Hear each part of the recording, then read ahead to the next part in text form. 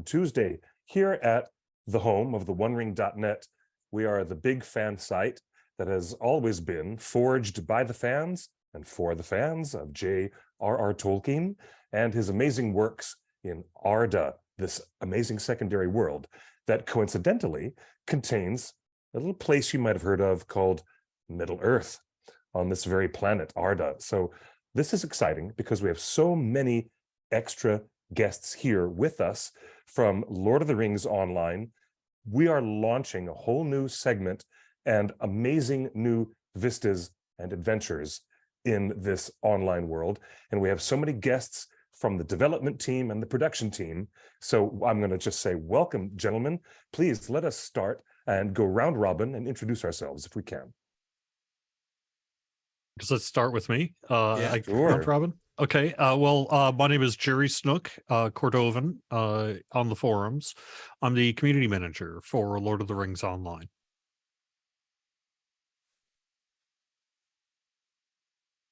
Let's go to Robert. My name is Rob Ciccolini. I'm the executive producer for Lord of the Rings Online. Matt? My name is Matt Elliott. I go by Scenario on the message boards, and I'm a senior world designer on Lord of the Rings Online. Alan. Oh, he's muted. Hang on. Are you guys hearing him? I'm not hearing him. No, he's muted. Technical difficulties. Technical difficulties. Indeed. So Lord of the Rings Online has a new expansion that was just released today. Before the Shadow, there's 2 new areas to join in. Alan, I think I hear you now. Yeah, I just moved everything over from this headset to my camera so that it's easier for me to come through. Wonderful. Awesome. So introduce yourself. Sure. I'm Alan Mackey. I go by Orion on the forums, and I'm the lead systems designer on Lord of the Rings Online. So before we get into the chat about the new expansion, Cliff, you reminded me this afternoon, today is a big anniversary for Lord of the Rings fans. I reminded you earlier about this today, that it's a big anniversary. I did? Okay, I was all excited about Before the Shadow, and that's where my brain has been. Actually, one of the more interesting anniversaries was your birthday. Happy birthday, Justin. Just yesterday, believe it or not. A very big round of applause and a happy birthday to you, good sir. But did we have a unique anniversary that happened? Tell me.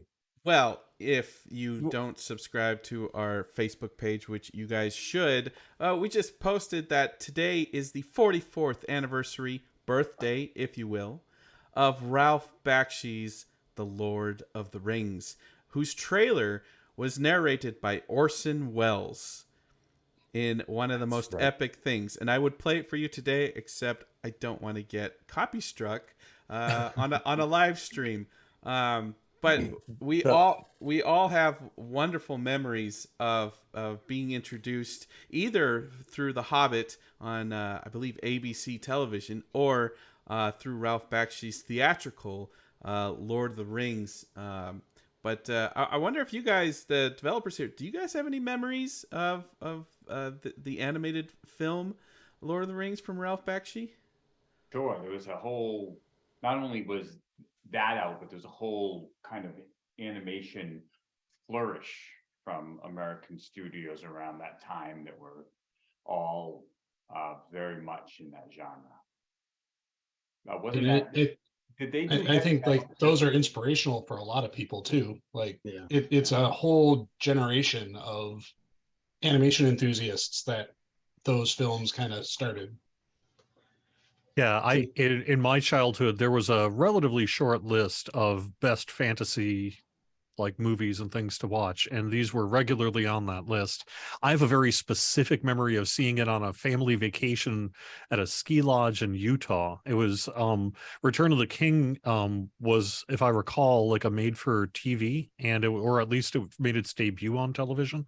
And so I have very specific memories of tonight, it's special, and seeing it on a family vacation and really enjoying it. I remember the scene where they actually killed Boromir being an absolutely traumatic experience for me when I was a kid, watching that whole sequence where he blows the horn and he takes the first black arrow and he blows the horn again, and then Aragorn and everybody start saying, "Oh, this is the horn of Gondor," and they run back to him, and the whole death sequence was so interesting. And honestly, when the movies came out and you had Sean Bean playing that character, the one thing that I always regretted was they didn't have the giant red beard that Boromir had in the Bakshi version of the animated movie, because it was just so iconic to me that this was, he was like a Viking, even though Boromir more than likely wasn't a Viking since he was from Gondor. I remember that Viking design on Boromir's helmet. It's so distinct. I have this great affection for tabletop gaming, and anybody will tell you that one of the best things that Milton Bradley ever did in 1979 was bring out that tabletop board game with all the Ralph Bakshi designs from the United Artists film. Honestly, my most distinct memory of that film was the deep frustration and public outcry from some members of my audience who realized that the end of the film did not conclude the actual story at all.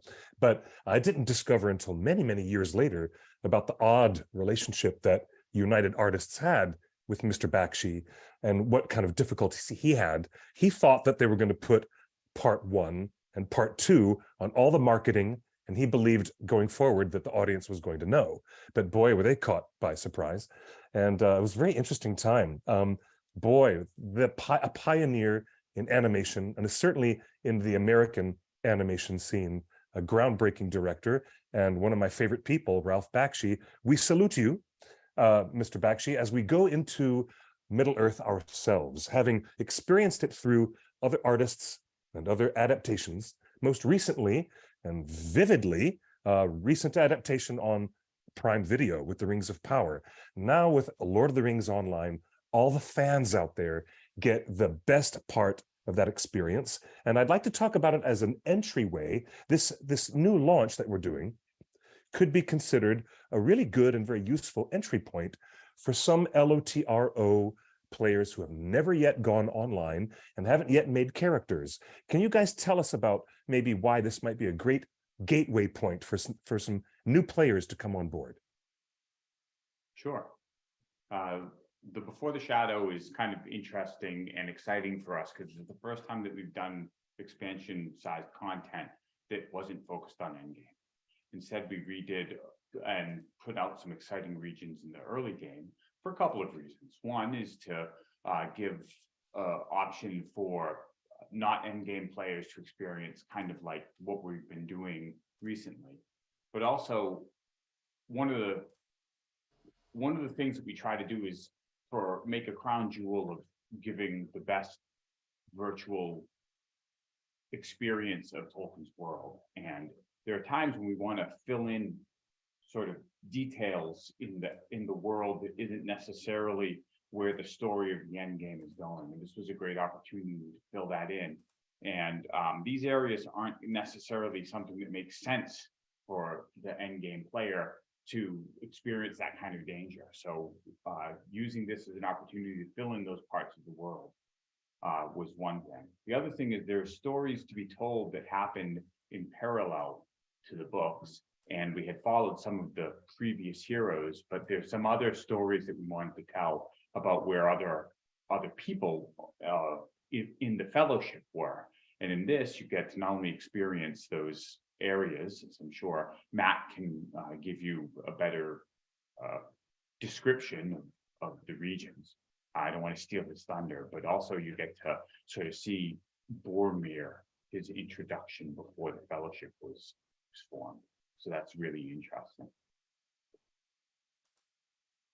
Any thought going into this expansion called Before the Shadow that Amazon's doing this $1 billion show that is telling the prequel story of some of the characters we're familiar with? Was there any consideration to like, well, if they're going to tell some before stories, Lotro can tell some before stories? It's hard because we didn't know what they were going to do. I mean, we knew it was Second Age, but we didn't know what elements they were going to touch on exactly. It's so I think that we I'm glad that it's sort of aligned, but we want to do our own thing. And the fact that they sort of came out and did second age stuff, and that we're doing things that have flashbacks to some of those things is great. But we, I think that we had to be careful, because if we didn't want to second guess ourselves trying to anticipate what Rings of Power may or may not be.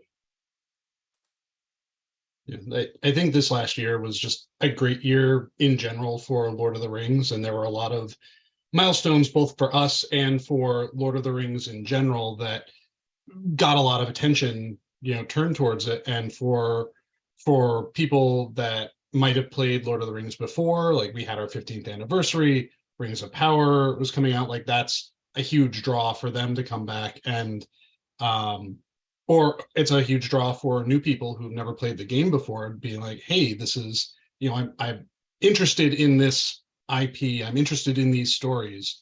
And Before the Shadow is really kind of tailored to welcome those people into the world of Middle Earth, into Lotro, and to kind of give them the best version of ourselves, and to give people who have been around forever an opportunity to explore portions of the world that they'd never been in before, and it allowed us to fill out the world in places that we've wanted to go to for a long time, but just didn't really have the right opportunities to go to yet narratively. Design wise too, like when you start the game before the Shadow, all of the areas are split into racial, into what your character's heritage is essentially. So if you want to play with someone, it could be quite a while before you worked through these various zones and came to a central area. Before the Shadow presents a new area where different types of characters will all start in the same place, and you can group together much earlier. So for instance, it's popular for couples to play, or a family to play, a parent and child, or even the whole family. And so That's being great. able to make characters and get together sooner was important to us. Well, yeah, of course, that's automatically going to give players more dynamism to be able to work with other players. Oh, that's so good to have that. And I think that's kind of cool. Again, leaning into the idea that someone could come into an area of Before the Shadow, and it could be lesser stakes. Perhaps we could call it different stakes that are not tied to the main end game. And that might allow a certain quality of, should we say, dare we say the word leisure, or perhaps a more relaxed atmosphere in tagging on smaller tasks, side quests, and getting into the ropes of it before you go into the main meat and potatoes. Right. You see where I'm going with this idea, right? Yeah, we certainly have a lot of players that love that. In fact, we have a whole server dedicated to actually leveling slower, so people can explore all the nooks and crannies, and we have ways to stop your progression, because we have a large amount of people that are there to explore the world. They're not really progression based as much as completionists. They like to go to all the various places and see what's behind every tree, and so they love that. That's awesome.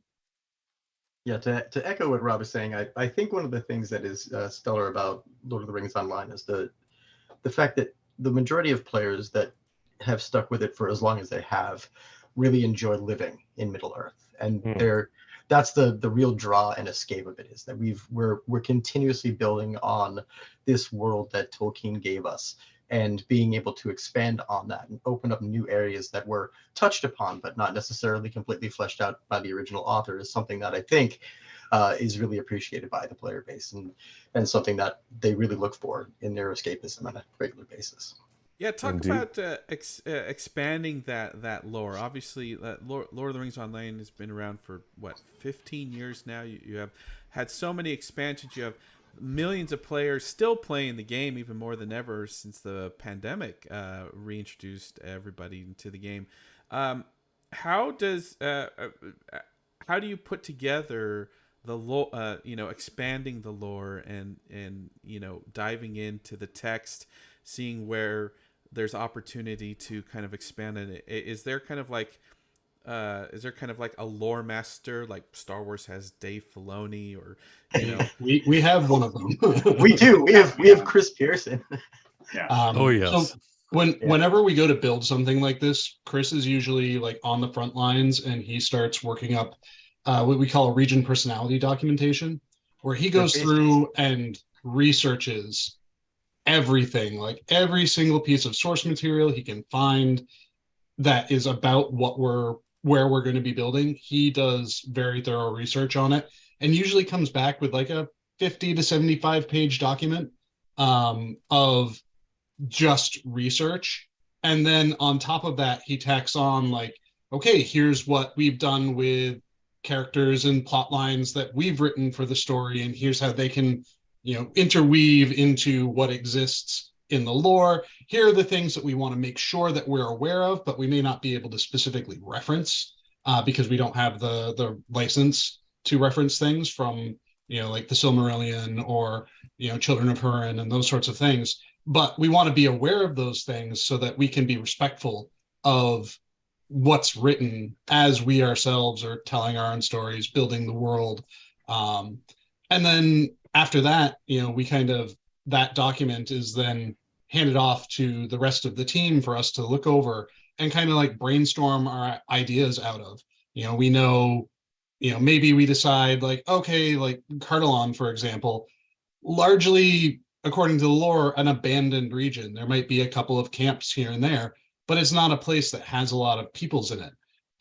And we felt for game purposes, we needed to have kind of a major social center in there. So being respectful of what lore there is, we kind of have the story of Hern, which is this kind of outpost village that was created for our game, but created with the story of Lord of the Rings in mind. Hern is ill at ease right now because the timing of the story is when the Black Riders are making their way up through from the south and stirring up all sorts of things, waking the spirits in the Barrow Downs, confronting the Rangers at Sarn Ford on their way to the Shire. So we try to balance new with existing in order to fill out the world and in order to meet the needs that we have for gameplay purposes.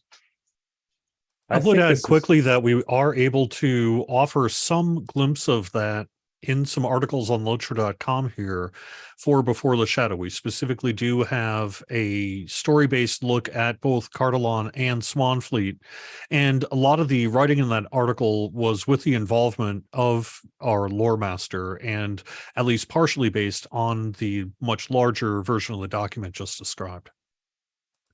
I think this is super cool that there's a chance to go to Ost in Ithil. We get to bounce around Swanfleet, Eragion. We get to be in these really interesting places, and maybe it's entirely coincidental, and that's fine, that Prime Video has moments in their series where their main characters are also in these places. But I'll tell you what, the kind of fans that I know these Ringer fans, when we were at the Lincoln Center, Justin was right next to me, we're at the premiere in New York City for the Rings of Power. When a moment happened when we arrived in Ost in Ithil, when we're at this elven city, we're about to meet Celebrimbor, there was a sudden outburst of applause from the audience out of nowhere, just from the title card appearing on the screen. Justin, back me up. You remember when that happened? That's because fans were delighted for the first time ever to get a chance to go into these places visually that they'd never seen before, but always had characters in the lore talk about. And sometimes there's some granular detail that Professor Tolkien gives us about the comings and goings of the elves and the dwarves in this area. And yet there's not much. It's off stage in the late Third Age. During the War of the Ring, there's deliciously few tidbits about the old ruins of Cardolan and what was left of the Kingdom of the North and the unease of the Rangers sensing the movements of the enemy in these ways. But the fact that you at Lotro are getting down into this place at a time when there's a great heightened fan interest to go to these specific regions. I think it might be coincidental or not, but it's great It's really inviting, very inviting, especially for ground zero players. For example, here in the YouTube chat, one of our chatters is asking, for those of us who've never done any kind of gaming, starting from scratch, how difficult is it to learn or gain entry into LOTRO starting from zero? What would you say to that? So when I was playing with my girlfriend, who had never really gamed before, she had only done console, it wasn't so much kind of playing together. It was and kind of interesting. It was actually the mouse control, like things that I would never consider. She would turn and she would overturn and then kind of lose track of where she was facing. But once she got used to that, we kind of went around together, and it was very interesting. And so you could see that as I'm watching, she's doing a lot more. I didn't realize as a gamer how much I was looking at the panels, and she was looking into the game. Does that make sense? I'm looking at the readouts and the mini map, and I kick the map occasionally and where I'm going, and she's looking into the game and seeing the vistas and the skies and all of the art and the various creatures. And one of the things I'm excited about in Before the Shadow is our world builders are so much better now. So much better than, when we first started and we were experimenting and learning all there is to learn about this.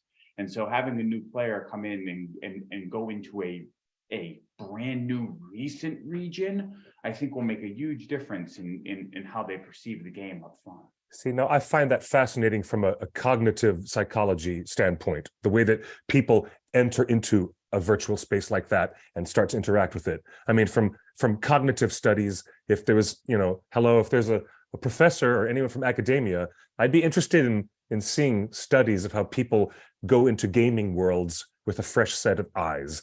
I find that endlessly fascinating. But the temperature is on right now for these areas around Swanfleet. And you've given us this beautiful, wonderful vision of a place with new locations and people and side quests. I've seen some of these early maps, and I'm just so into this. It's really cool. What are you guys most excited about people discovering now in this new Before the Shadow expansion module?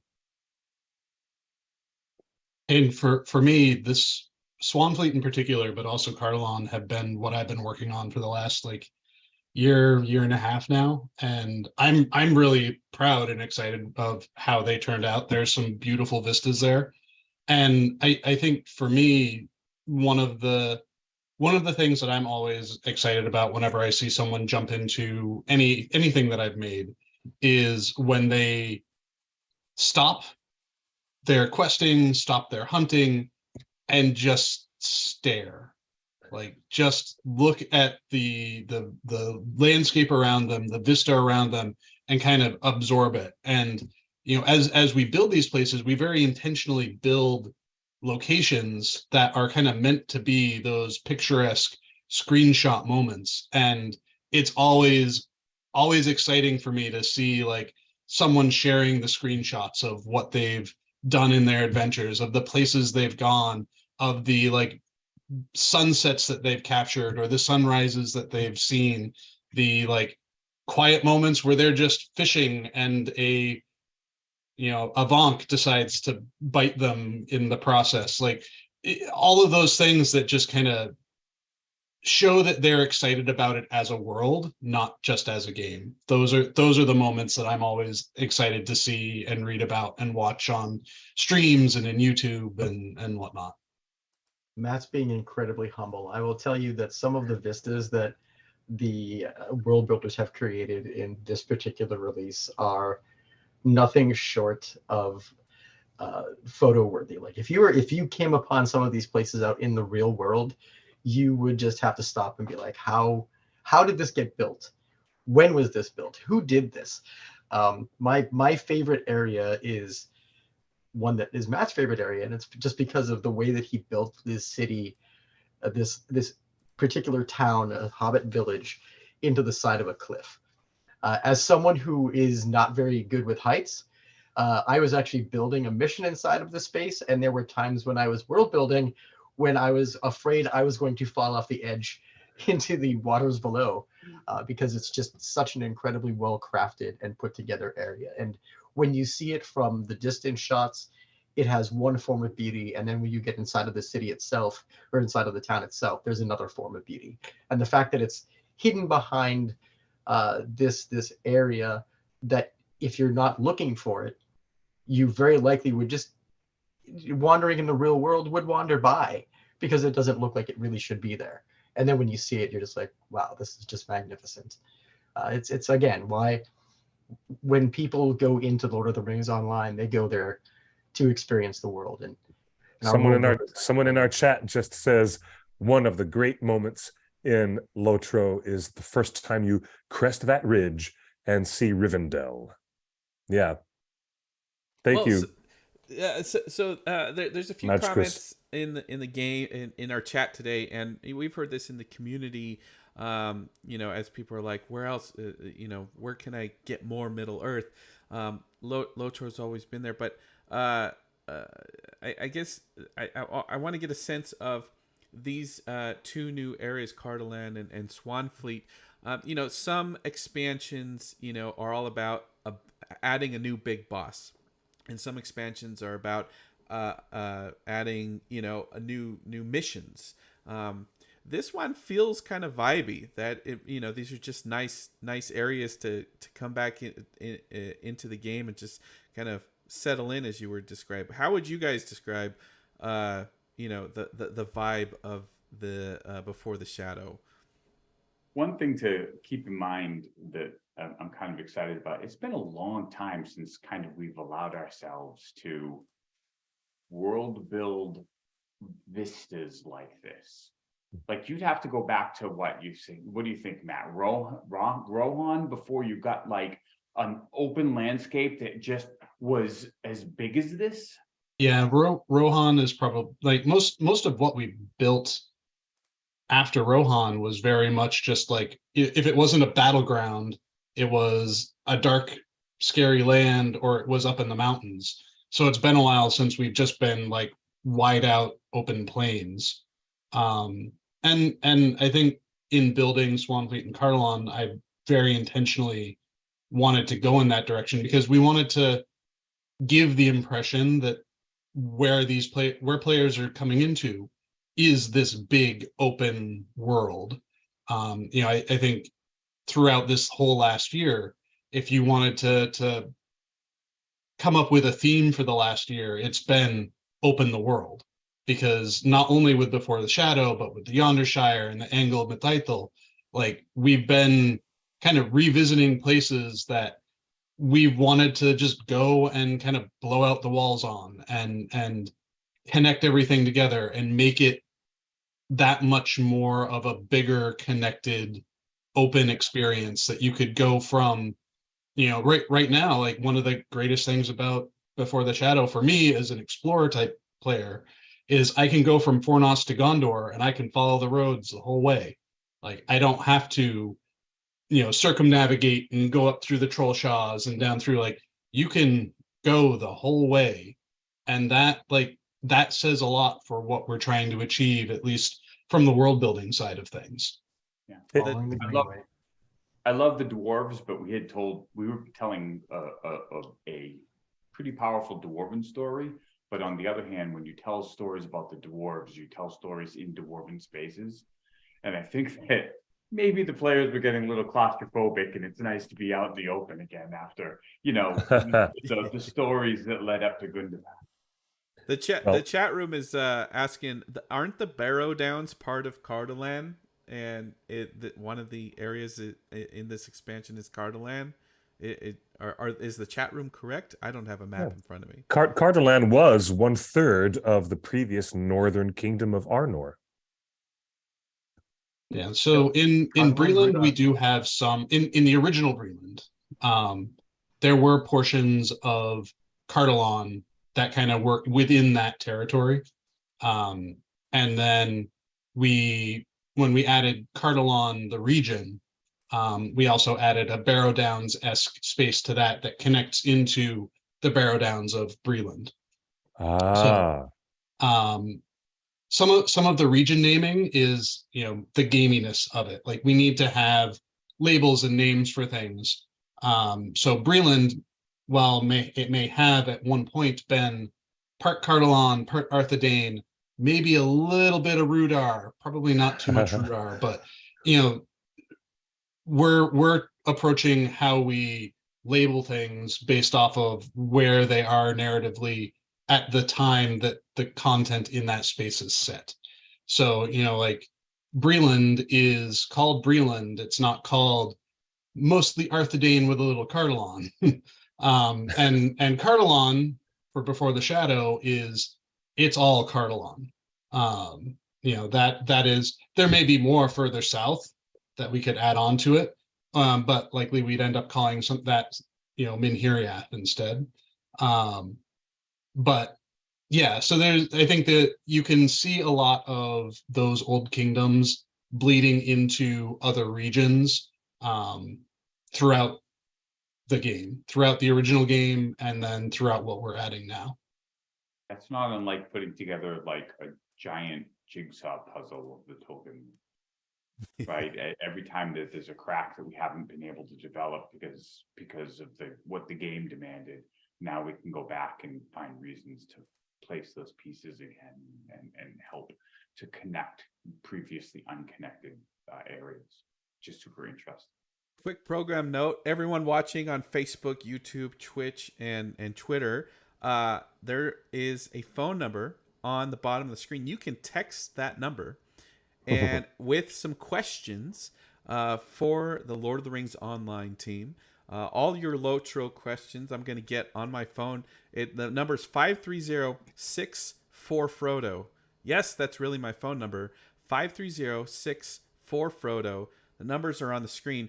And at the end of the show, I've got 3 codes to give away for the Ultimate Edition of Lotro. That includes this new expansion and a few other expansions. So text us some questions, and you might win a full copy of the game. And you can dive in immediately tonight on playing these. Now that is a very tantalizing prize. Indeed, very tantalizing. That's really cool. Thank you guys for offering that to our viewers for our show today. That's really awesome. A question on the lore. We keep bringing up Rings of Power because it's what's on TV and what's gotten the fan base hype again, and it's all over the TV commercials and the ratings and everything. You can't ignore a lot of the social conversation about Amazon's show was a lot about the lore and what they're doing with the lore and whether fans agree with what they do with the lore. I think we all know, we've all seen what the hardcore fan reaction was to some of the choices made, like Mithril. The question for you guys, Lotro's been doing this for 15 years. When you guys expand on the lore and introduce, new areas and new quests and stuff, do you see fan reaction to you either on your message boards or on social media that kind of like, oh, you shouldn't have done that? Or, what's your relationship with the lore and fandom's reaction to what you guys have been doing? They're very verbal when they don't like something. Yeah, they definitely are. So there are a couple of things that like happen. First of all, they're used to our style, I think. And so they're now, after so much time, they're sort of used to what we do and what we don't do. Because telling stories in the Tolkien, from what I've observed, now I'm not communicating as a storyteller, I'm communicating to you as a producer, is as much about what not to include as it is about what to include, which I find very interesting. So as you're telling stories, there are things that just don't feel like they should be involved in the Tolkien stories. And I find that very interesting as we're going through story time. And then we talk about other things that could be included and what doesn't feel right And I think that the players have a good sense of the vibe of what doesn't feel right. And sometimes when we go outside of what that feeling is, the players, it seems very jarring to the players. Whereas something like the Amazon series, those storytellers have a brand new audience. They have a brand new way of telling a story. And I think that the audience needs to be patient, because I welcome a more lore around Tolkien, but they tell stories different than we would, for instance. What they're willing to do and the chances they take are different than ours. I do think that one of the things that's really hard about telling stories in the Tolkien world is, I don't know that I can think of another author that was so good with the gravitas of things. And it's really hard to maintain that level of majesty, if you will. So the way you say, just the way he says everyday things adds a level of being alive that's really, you really get into. And so our storytellers do that. I think that the Amazon series attempted to do that, but we don't have any connection to that. That this is just from as a fan having watched that. But they do tell stories differently than we do. And you know, if it feels different to the fans, they're super passionate. They're going to tell them, and they definitely tell us if something feels out of the ordinary or goes through that. But after 15 years, they also kind of understand how we what's the term I'm looking for? Honor Tolkien in the way we tell stories, and so they're kind of used to it. So they're more, I think they're more forgiving to us because it's not as jarring as something like Rings of Power, where they didn't know what to expect. So anything that feels off to them is going to feel very jarring, and they're going to passionately talk about that because that's what they love. And are they talking about it on your message boards and in your community, Jerry? Sure, yeah. Oh yeah, of course people did, right? I mean, it was the thing of the year in terms of probably one of the most talked about topics in Lord of the Ringsdom, right? I mean, it carried over into our forums as well. I think what Rob was saying though is true, that while we will hear from players, we actually don't hear from players all that much about our story particularly.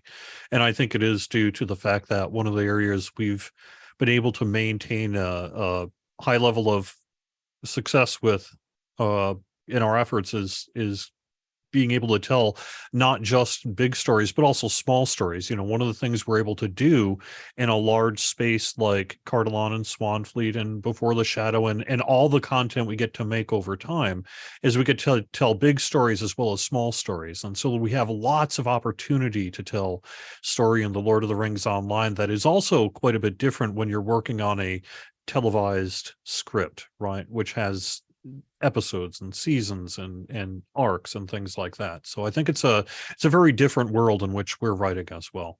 Well, that leads into one of the questions we just got on the hotline. To your point you just said about seasons and episodes, the question is, when a new expansion like this comes out, is that thought of this is the last one, or is it instantly on to the next expansion? Like, are you guys? We were already working on next year, like, weeks and months ago. We have to.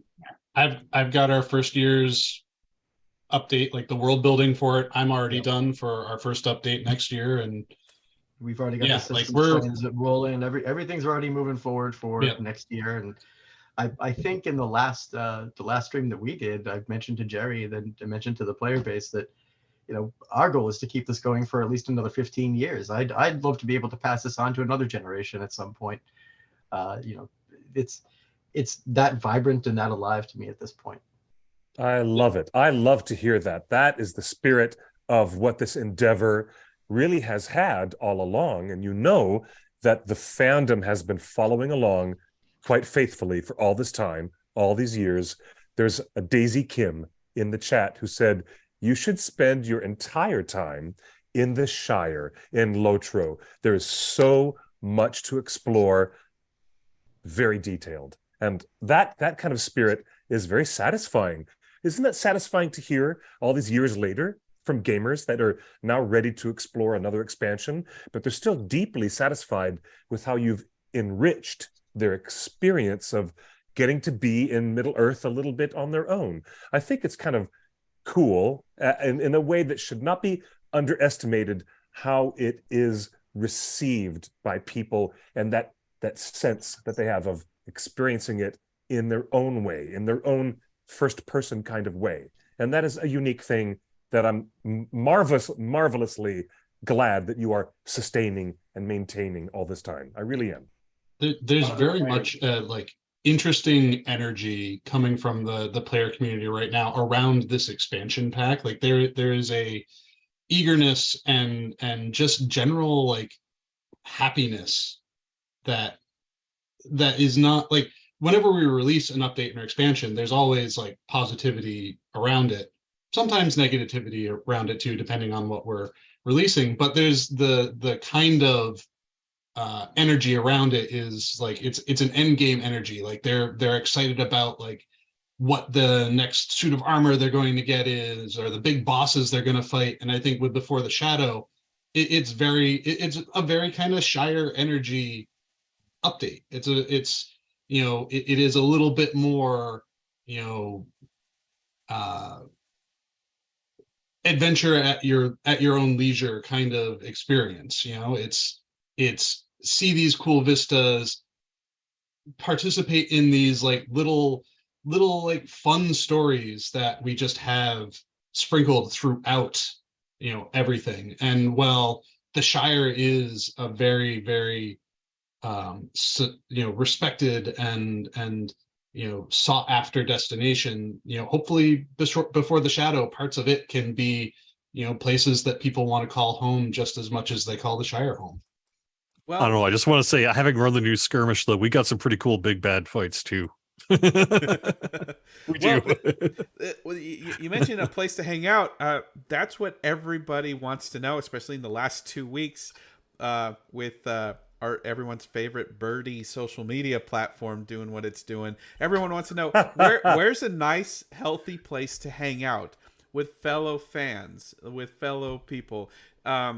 Is Lotro a hangout place? Do you guys have like data of like, do people just log on just to sit and chat and hang out in these worlds, or do people log into like Quest? There are a lot of players that never reached NCAP, but they play a lot of hours.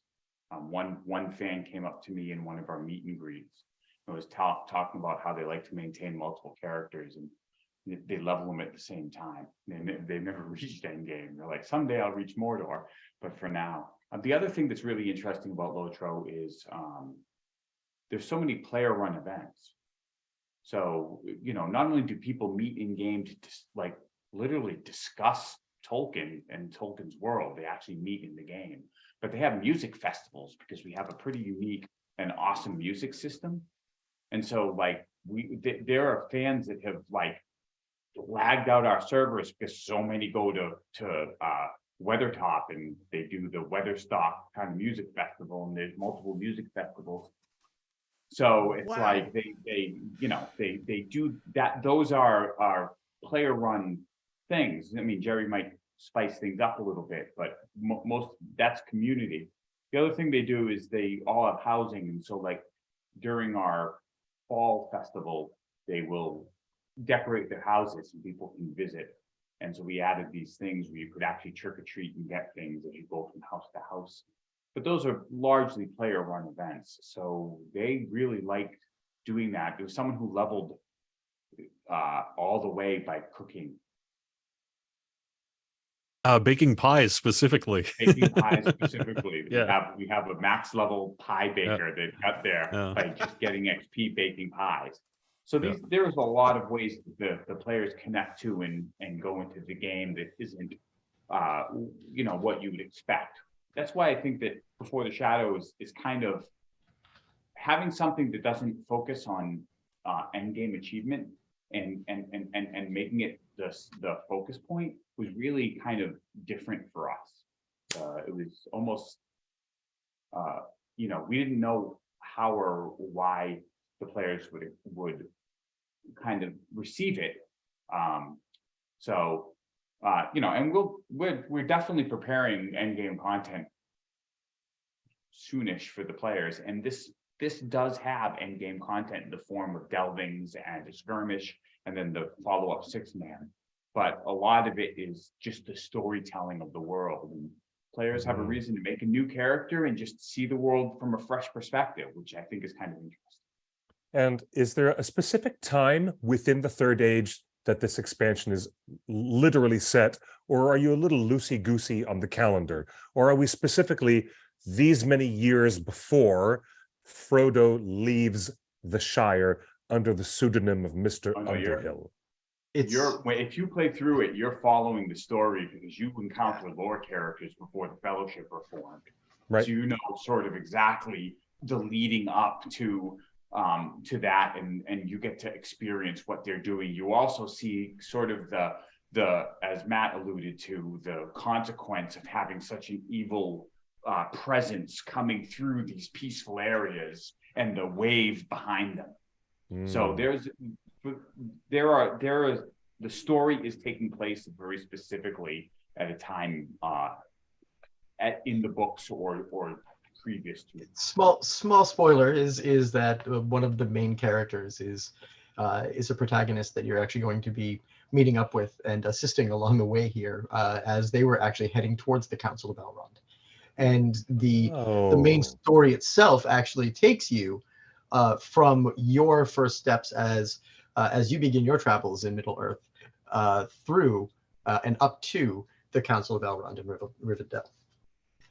Guys, this conversation is working because our chat room, the people in chat room are asking, is this an Xbox game? Can I play it on my Xbox? How do I play this? What are my minimum system and requirements? There's new players. New players are coming around the campfire. All right, look, everyone, this is the chance to ask all these newbie questions. This is exactly the forum that we wanted to have for people to come in and learn something new about this game. Guys, tell us, what is it? It's just PC only? Can I play it on my brand new MacBook Air? Maybe not. Maybe PC only. We haven't done console yet. With an MMO, there's so much chat that you would almost need a keyboard, because the game has so much opportunities to join guilds, and the primary way of people doing that will be typing. It's harder to do a console. And we'd like to move to console at some point, but that's a lot of work, particularly in the UI. So, but it the requirements of the PCs have increased over the course of time, but you do not need an end game PC. I mean, the game was conceived 15 years ago, and I can't say that you can play on machines that old, but there are people who have been playing on the same machine for 10 years. We have to be careful on that when we move forward, because we don't want to knock out like a chunk of people who've been playing, on their same machines, because that's a big deal to them. Wow. Oh, so most of the conversation in game is happening on chat, not necessarily headsets. Like people are logging in just to kind of chat room. Yeah, we have both. We have that too. We do offer voice support, and people use their own Discords and things like that too, right? But yes, you could very much engage. You can actually do a say into the game world as well, in terms of like when we have poetry readings or things like that in game. People will do that, or we'll have people sing their song lyrics by having them displayed above their characters and things like that. Right. So. Yeah, and I mean, the other social aspects of it obviously are we have traditional game mechanics like kinships, where you can actually get together with a group of like-minded players and explore the world together and experience the world together. These are all like wonderful social tools that we actually have for players to engage with inside of the game world. Let me answer the main question quick, which is go to lotro.com, and that's where you'll get started to get a free game account and get our game client for PC.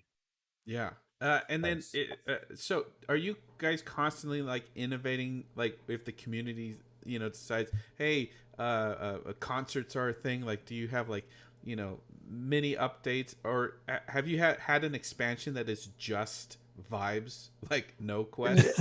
No, not really. But what we try to do is provide players with as many options as they can possibly shake a stick at, right? We want to give them tools and things that they can do whenever they want to, and then provide them with an impetus or a reason to actually do those things.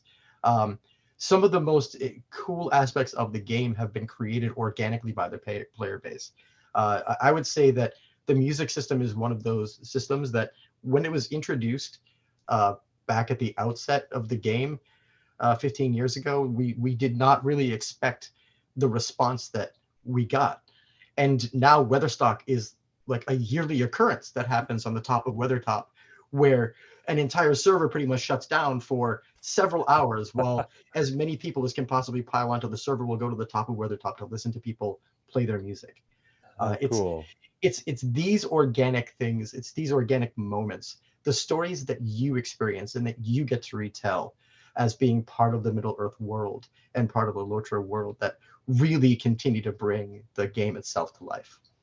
I would say we have done a few development bits though to help support some of these events. Like we created a lecture hall, for example, for people who are doing more kind of like scholarly presentations. There's a lecture hall to do that, and we do have some stages that we've set up in appropriate places around cities and that sort of thing, where people can put on performances and things like that as well. Wait, you're creating features just for the Tolkien professor on Twitch? It wasn't just for him. There was others too. Trust me, there are others too.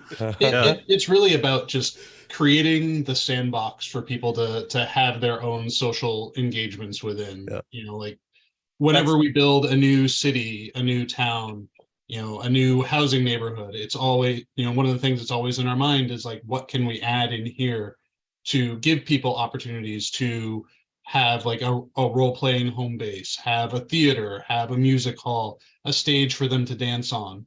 In Before the Shadow, as we probably, it was like beginning of August, we were wrapping up on what we were doing for world design, and there were a couple of people on the team that were like, hey, is there any place that we can just like go to hang out and in here? And we're like, no, we haven't really built anything like that. So we built a couple of taverns for Swanfleet. 2 of the Hobbit villages have little taverns that people can go into and just hang out in. So we try to make sure that those spaces exist. And then it's really kind of up to the players to decide what and where they want to gather and to utilize those spaces. I'm always a little sad because I built, when I first came back to the project after a hiatus of a few years, one of the first things I built was the interior of Erebor for an update. And one of the things I was really excited about was like, oh, I'm going to build this massive dwarven theater for people to host concerts and events in. No one uses it. They all go to Weathertop. Yeah. Yeah. We got another That's good question on the hotline here, and another text message. We were talking about Ralph Bakshi earlier, since it's the anniversary of Ralph Bakshi's Lord of the Rings. Everybody recognized some specific shots in Peter Jackson's films that were obviously inspired by Ralph Bakshi. I'm thinking about the 4 hobbits under the log, or the introduction of Aragorn against the window, with the smoking pipe. Obvious influences. What influences this team for LOTRO? I mean, do you watch what some of these fan mods are doing? Do you watch Rings of Power? Do you revisit Peter Jackson or even Ralph Bakshi and say, you know what, we could work something like that in? Source material. It's always a source material. We go back to where the license comes from, and I can remember back when we were building Angmar, I remember we sat down and we needed to come up with someone who was in charge of the entirety of Angmar. And we couldn't use the Witch King, obviously, because the Witch King was kind of busy elsewhere at the time. So we had to delve deeply into the actual lore and figure out, was there a character that we could utilize that fans and players wouldn't necessarily recognize immediately, but had a very deep-seated tie into the lore. And I think it took players a very long time, but I think they eventually figured out that the steward of Angmar actually was Aenir, who was the last of the line of Gondor, who actually went to I'm going to screw up the name right now, who went to Dol Guldur and actually fell and disappeared with the entire retinue of men and army that he took there. That was actually one of the things that we worked very closely with the rights holder at the time to make sure that this was okay, because we didn't want to do anything that would upset the player base or upset, the estate, and we were very cautious and careful about it. But this was one of the things that we had to look at and really delve into.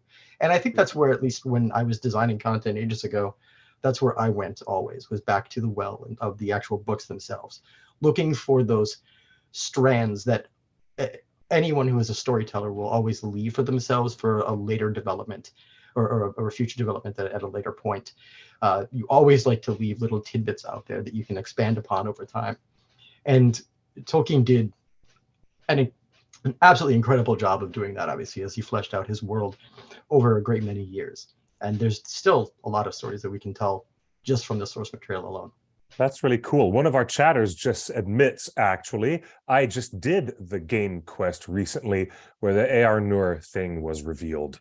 Just coincidentally, Yes. your players Yes. are right here with you. That is so cool. It's been 10 years. The spoiler clause is Yeah, good, that's right? what Like, done. Haha, Gone right. now.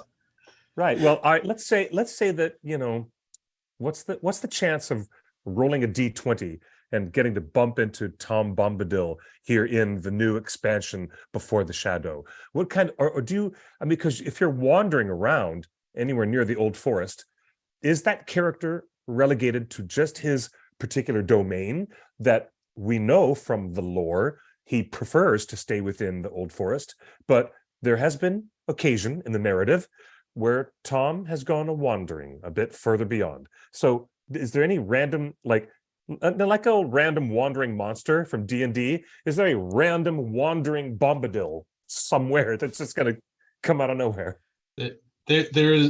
I would love to have a random Tom Bomb just anywhere in this, it's just a thing that, that we'd love.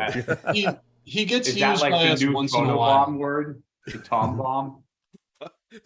He does get used by us once in a while. We released an instance last year, I think, The Woe of the Willow, in which he has a part in.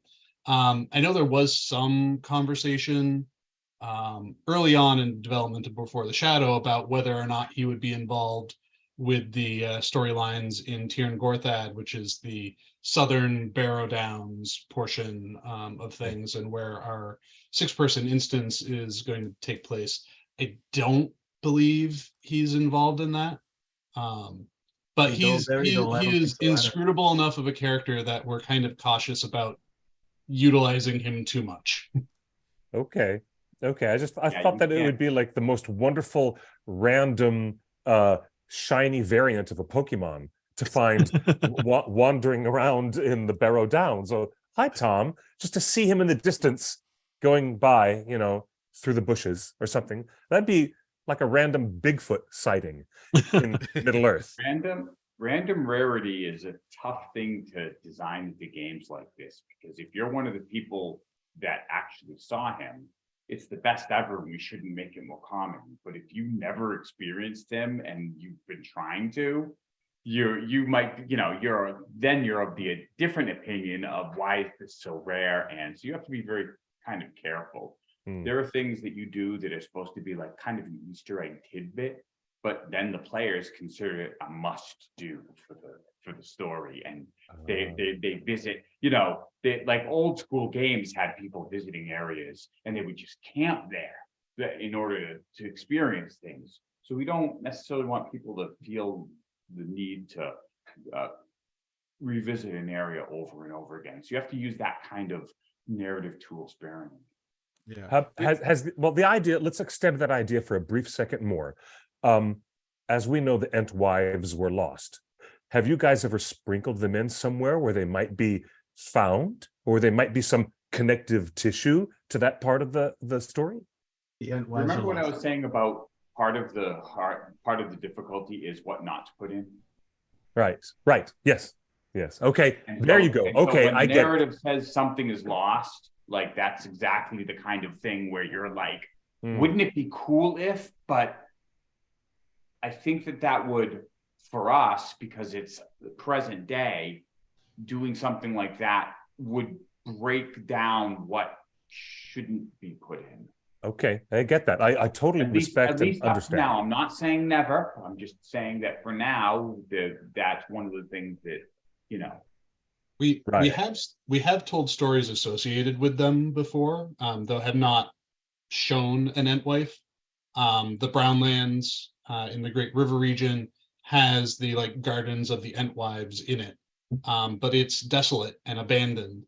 And part of the point of the content going in there is, you are helping an Ent try to figure out like what happened, where did they go, and every so often they do come up as like, oh, hey, we're going to this region. Would this be something where we could like hint at or tease at or even reveal one here?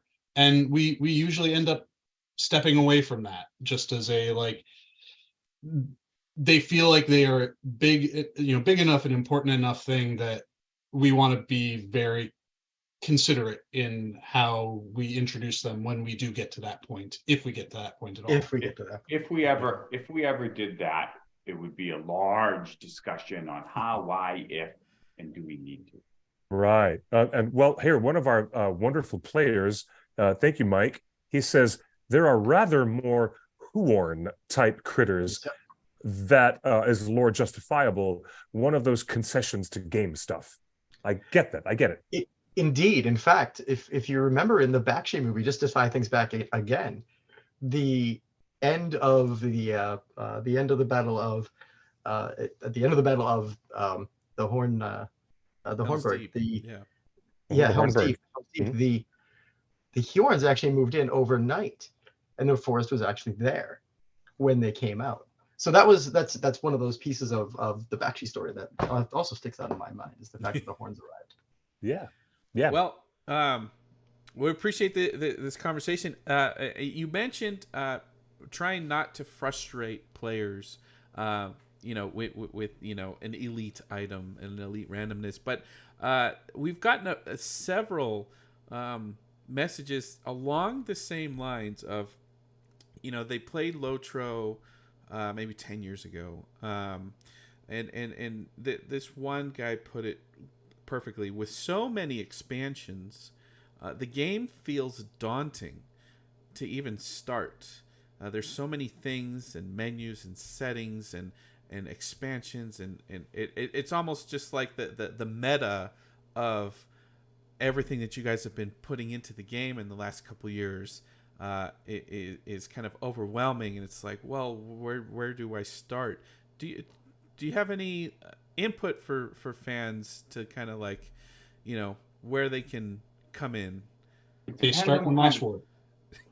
You can start Mosswood. Or the Shadows are a great place to start. Right. It's only daunting if you want to be at 130 and be doing anything. If that's your goal, then yes, there will be paths and basically player guides on how to get there quickly. If that's not your goal, however, if your goal is exploration, then and you're there to enjoy the journey, then just start playing. It's free to play, right? It's free to play, and you can play the epic quest all the way up. We've made changes so that you can play the epic quest and go up. Also, we just did a Happy People initiative, like a coupon that you can get all of the content up to a certain point, and the expansion super cheap. And so I think we just ended that, didn't we? We did actually at the end of October here. Yeah. Right.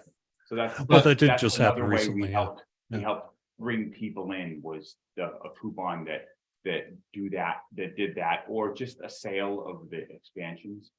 But I would just say, play, and when you encounter something that's interesting to you, then just get that and don't worry about it. And if you want to, and we do have ways of just going to the end game. Like if you want to just jump right into Mordor and be like, no, I want to be heroic from the beginning. We have ways of doing that too, that you can circumvent that. But so it depends on what kind of story, what kind of player you are. If you want to jump in and do, all these the end game instances and the raids and join a guild, then your goal is to join a kinship. That's the best way to do it, because the kinship will give you advice and support and equipment. If you get into a good kinship and say, no, go here, and these areas are the best for you to progress. And if you're more of an explorer player, my suggestion is just play and explore and look under every nook and cranny for all of the wonders that the game has to offer. A lot of people in our community are the type of player that they want to take their time and they don't want to feel pressured and rushed. And I think we do a very good job of not feeling like we're just trying to push people through. And we want to give them opportunities to kind of take the time that they want to take.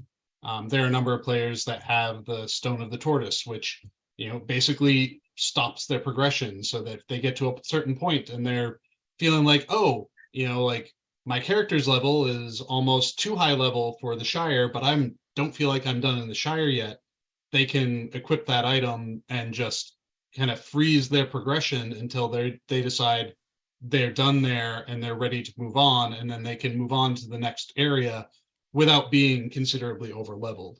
I think one of the things that we've done over the last year, the systems team has done a great job of helping to streamline some of the more daunting systems that players come up against. I think our legendary item system, especially if you were looking at it from level 50 when you first started to end game, the old legendary item system was very, very confusing. Even as someone who had played it a lot coming back into the game, I couldn't make heads or tails of what I needed to do.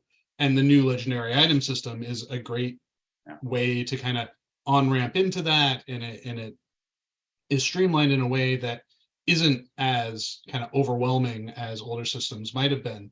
The Mossward starter experience is meant to be a much more modern and much more friendly starter experience for people. And for someone who's never played, an MMO before, or hasn't really touched video games all that much in general, you get in and you have a fairly quick tutorial instance, and then you have a much more thoughtful post instance tutorial experience that teaches you how to play the game, teaches you how to use your skills, how to interact with the world, so that by the time you leave that first hub, you kind of have the tools ready and available to take on the world. I would just add that we have, I would just add that we have a lot of free content as well. So while, obviously we love it when people are able to support us, a brand new player who wants to play for free and check out the game for a while and all that, there's tons for you to just do. So pertinent to this update also along those lines, we've revamped the trait system. The trait system is much more straightforward and easy as you're leveling, rather than having to know where all of the different content and traits lie. That now goes up when you're leveling. So it's another example of something we did in this update, or leading up to this update, that will help the players along. And we were talking just a little bit before the show that the numbers have been up since pandemic and everybody kind of stuck at home, kind of rediscovered LOTRO, that these servers are packed with people. You're not going into a wasteland. Is LOTRO as popular as it's ever been? LOTRO is doing very well in terms of we're very pleased with what's going on. Now, our servers all have different populations. If you go to some of the big servers, you're going to find a different experience. And if you go to some of the smaller servers, So, you know, your mileage may vary, but I was told, and I haven't got a chance to play it, that the starter areas today were really packed on most of the servers.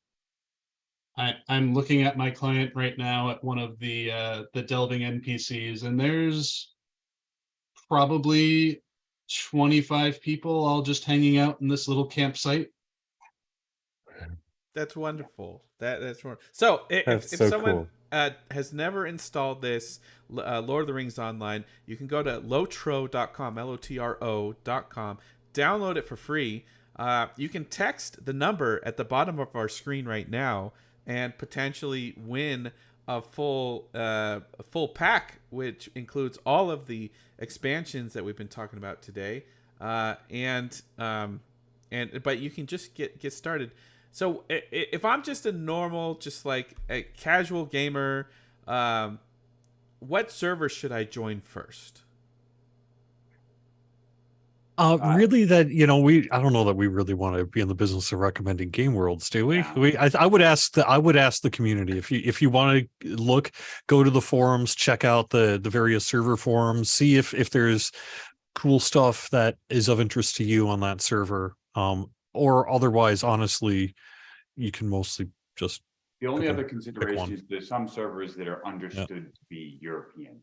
And, Yes. And so we have a large amount of players across seas. We love them dearly. And if you go to those servers, you'll be playing in a different time zone than other people. And that's one of the things to watch out for when you're picking a server. So That's marked on the game launcher by the game worlds if it's a US or European server. So your forums and boards at lotro.com are active with gamers. The community helps helps new players come in, and you guys as the development team are active in the community on a daily basis with that. This is wonderful. We're so excited to see all this energy, even from our posts yesterday with those sneak peek pics and the Swan fleets and Cardaland as part of this new expansion. Lord of the Rings Online is out now. Go to lotro.com. Any final thoughts of anything you want the fans to kind of really appreciate with this new expansion? I want them to appreciate you for doing this. I want to thank you not only for bringing us on, but for carrying, the Tolkien's sword, shield, and torch for a long time. It's fantastic. I think that your passion for the lore and the story are just coming through every time we talk to you, and I really appreciate that you do that for the fans of Tolkien. I think that's super cool and exciting. I'm excited. Thank you very much. I'm excited to walk all the way from the Northern Kingdom to Gondor to the Southern Kingdom. At this point, now with this expansion of Before the Shadow, does it feel like you've got the reunited kingdom somehow on your servers now? That all these puzzle pieces are put together and you're able to walk all the way from Farnost, from Lake Evendim, all the way down to Minas Tirith. Fun thing, the players do log in and somehow as chickens and try to run all the way to Mordor. Yep. Like Inuits, by the way. Yes, that is a thing that they do. As long This as is you a new follow way the for them to try to do it. Yeah, there's a new path for them to take for their chicken runs now. They do call them chicken runs. The fans are with you. I love it. Just to be clear, this is a very small part of the game, but you can actually do a session play as a chicken. And run across the world, and you're very weak, so people kind of need to protect you. Yeah, it was meant to be some small thing, and of course the players, being the players, have decided to just keep expanding it and using this as a mechanism to run across the world. And yeah, this is another example that we're talking about of the players just taking. I'm calling Aardman Animation right now, so we can get Aardman Studios to come in. Chicken Run is one of my very favorite things, and as many people have said, it is the greatest film ever made about chickens. So, you guys now have the greatest online game ever made about Lord of the Rings and Middle Earth. And I'm excited that maybe someday you guys are actually going to let us go to even further reaches off the map. I mean, there are the Orocarni, the Red Mountains in the far, far east. There's so many places to go that we haven't yet gone. And I can see by the little smiles and the sparkle in all of your eyes that you're getting ready for great new things and new expansions. It is kind of delightful that this new expansion, it seems to be so perfectly suited for some of our second age tastes that we seem to have for some weird reason right now, wanting to go to these areas of the map that we've never been to before. Just I love it. I love this stuff. It's really cool. And you guys are very gracious to take the time to come and join us tonight. Thank you for doing that. Thank you for having us. Yeah, thank you very having much. us. Happy to do it. Nice. Oh, and someone on the chat says, can you go to Mordor? Oh, yeah. Atalante. Yes, definitely. What kind of a restaurant would we be if we didn't serve chicken wings? Are you kidding? Of course you could go to Mordor. Meat is back on the menu. Kids, come on. Even if you want to be a chicken, you can go to Mordor. Yes. I was going to say, if you're a Yes. chicken, you can just walk into Mordor. Not very easily, though. Not very easily, let's be but real. you can just walk into Mordor as a chicken. I mean, they love get it. hungry too. I'm just saying. So everywhere you go. I gotta submit that for a speed run on the next Games Done Quick. I love it. Yeah, this is super cool. So everybody who wants to learn more, if you're an active player already, renew your monthly membership. I do see people in the chat making significant calls for the return of the lifetime pass. I'll let you guys debate that internally about whether you're going to be able to offer that again. But subscribe, you get in for free, and then you can do another month at a time. It's really cool and relaxing. And believe it or not, there's this unspoken therapeutic quality that I think that should be acknowledged, that you get to be there. You're like Peter Sellers, being there. You're just going to be there in Middle Earth yourself and experience the chance to walk around and feel the sun and the warmth on your face and carry your own sword instead of a walking stick. If that doesn't scratch the itch, Bilbo Baggins, to get you out of that door and go to Lotro, then I don't know what will. But we're really grateful to have this Before the Shadow expansion coming to you right now on their servers. You guys, well done. Well done to everybody. Great stuff. Great. All right, we do this every Tuesday at 5 p.m. Pacific, Torn Tuesday, the longest running Lord of the Rings podcast streaming show, and we're still going to keep bringing you all the latest news and gossip and everything we hear from all of the game worlds and movie and TV worlds. My name is Justin. That's Cliff Broadway, and That's this right. is the Lotro development team. Check out the game, and Cliff, take us out. You guys are so wonderful, and thank you to our faithful audience once again for being with us on another weekly live stream of Torn Tuesday. Here at theonering.net, you can come to our website, find us on our socials at theonering.net, and on our main website, we've got announcements of our upcoming appearances at conventions. Don't we have a big thing coming up very soon in the springtime? Los Angeles Comic-Con coming up really soon. We've got panel presentations and announcements about that. So follow us on all of our socials, and you can follow me at QuickBeam2000. Go talk to the guys at Lotro. They're online, and their Twitter, while it's still working, it's still LOTRO. You can follow them there and at other Instagram and other spaces as well. Ladies and gentlemen, we'll see you next week. Take care of yourselves, be safe and be sane, and be gentle with one another. Until next week at 5 o'clock Pacific time. Buenos noches y buena suerte, or good night and good luck.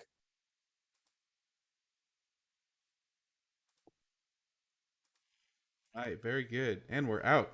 Thank you, guys. That was wonderful.